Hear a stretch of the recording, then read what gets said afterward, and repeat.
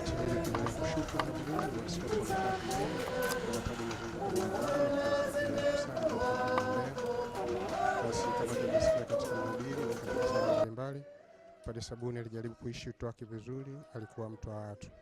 Nasi katika kumwenzi yao inabidi tuishi utume wetu kila mtu kadiri alivyoitwa na Mungu, tukitambua kwamba tumeitwa kwanza kabisa kama wabatizwa, lakini tumeitwa kama Kristo katika kutumikia katika kanisa la Mungu popote duniani, popote tulipo na popote tunapofanya kazi.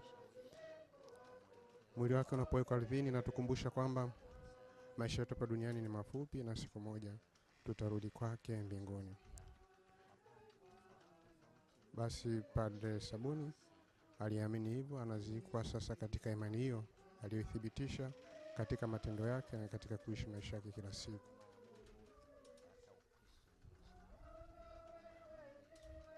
Wakati huo madhehebu haya yanaendelea, tunasikia sauti ya wanakwaya wakiendelea na maombolezo. Wakati huo katika ukimya mkubwa, basi kama nilivyosema, mapadre wanasali katika kumwombea mwili wake unapohifadhiwa kaburini.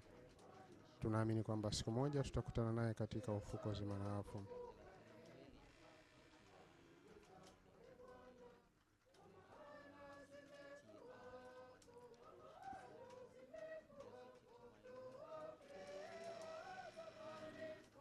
Wapendwa wasikilizaji, tunapozidi kuendelea kufuatilia mubashara kupitia Radio Maria, Jugo Media na mitandao mingine ya kijamii, basi tunazidi kualika wote wanaotufuatilia katika mitandao ya kijamii tuzidi kumwombea mpendwa wetu.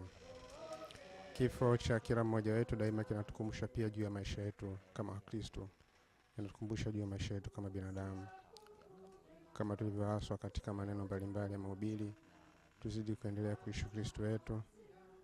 Na neno la mwisho askofu amesisitiza juu ya kupendana, ambayo ni msingi wa upendo wa Kristo mwenyewe, kusaidiana, lakini pia kuheshimiana ndio msingi wa maisha yetu kama wa Kristo.